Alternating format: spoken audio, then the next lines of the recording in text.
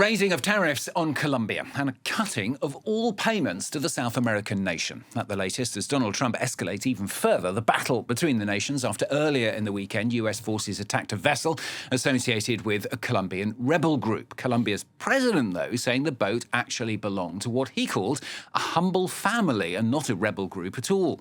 That as the US steps up, though, its military strikes on vessels allegedly transporting drugs across the region. Well, let's talk about the latest from our international affairs editor, Philip Turle, who's with me here on set. Philip, the White House says this boat carrying drugs, cutting off this financial aid. Colombia's president denying that. Where's the truth in all this? Right, this is all a very complicated story to work out who's telling the truth here. But what you've been saying basically is how things are ironing out right now. The Colombian authorities say that this was just an ordinary fishing boat. There have been two cases, one in September when a fishing boat was hit and the fisherman on board was killed. The United States say that it was someone carrying drugs. The Colombians say, no, it was just an ordinary fisherman. And the family of the person who was killed say, well, now they don't know how they're going to make ends meet because he was the person who was providing the finances of the family. Then you have another attack which has killed 3 people, which happened on Friday.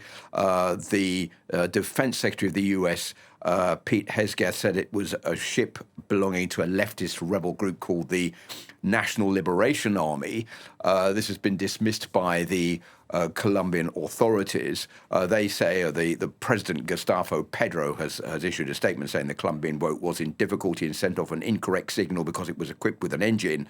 We're waiting for a correct explanation from the US authorities. Donald Trump has replied to that, saying that the president of Colombia, Gustavo Petro, is basically an illegal drug dealer, and that as of today, he is going to cut off any payments or subsidies that are made to Colombia. So it's looking not very good for the Colombians, but this is part of a much wider US effort to try to stamp out what it says is illegal drug trafficking in the region. The problem is that we don't know right now what the form of cutting aid means for Colombia, because already US aid has been done away with by Donald Trump since he came into office in January. And that means that Colombia is already suffering from a lack of funds. It got $740 million in 2023, one of the highest amounts of US investment since then. And what it looks like Donald Trump may do is to increase tariffs on Colombia that are imposed on its exports, but for the moment we don't know exactly what that means and what Donald Trump is going to do. It's not the first time, is it, that the two countries come to blows, even this year? No, it's not the first time. It's all gone not very well, in fact, since Donald Trump was re-elected to the White House in January. There was already a row which broke out between Colombia and the United States over the repatriation of Colombian nationals.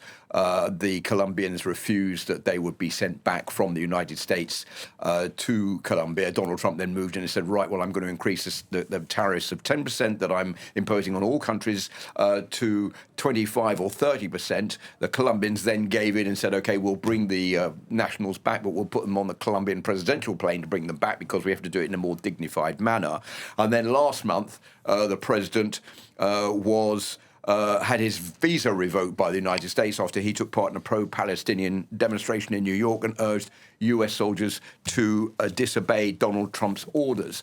So there's no love lost between these two leaders. And I think this is part of Donald Trump's ongoing bullying campaign in the region, which we've seen also in Venezuela, attacking ships there, describing Nicolas Maduro as a drug baron and wanting to send drugs to the United States. But there are some in the region who are saying that basically what all this boils down to is more US control of what is going on in Latin America, and in particular the US would like to get its hands on the oil that is being produced in Venezuela. That's why they've turned the thumbscrews on Nicolas Maduro and would like regime change. Remember, there are about 300 billion barrels worth of oil in Venezuela, which of course is worth vast amounts of money. This has not, of course, been confirmed by the United States just yet. The US-Colombia alliance, though, I mean, it's been one of Washington's most important, most stable relationships, Philip. I mean, what's gone wrong? Well, I think that there has been a change of direction on both sides. But basically, the United States, as I've just been saying, is moving its relationship to Latin American countries more with a coercive relationship, saying, OK, you have to do this, then we'll be friends. If you don't do it, we won't be friends. And basing aid on conditions, which is something we didn't see beforehand. And on the other hand, you have the president of Colombia, who is taking a more international stance, trying to move away from being dependent on the United States for international aid, for example, trying to set up more relations with other countries, particularly Europe and in particular China. That is something that the United States is concerned about.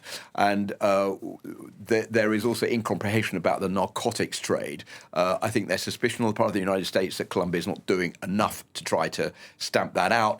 From the Colombian point of view, the president has said, look, I was elected into office. There was a huge problem in Colombia as far as this is concerned. I've been trying to stamp out the production of cocaine in Colombia. I haven't managed to do it yet. There is some getting into the United States. But you have to have confidence in me. I'm going to do that. I don't think that confidence has yet come on the part of the United States to believe that what Colombia is doing is enough. And that's why we've seen these rhetorical actions by Washington. Philip, thanks very much. Philip Turle, International Affairs Editor here on France 24.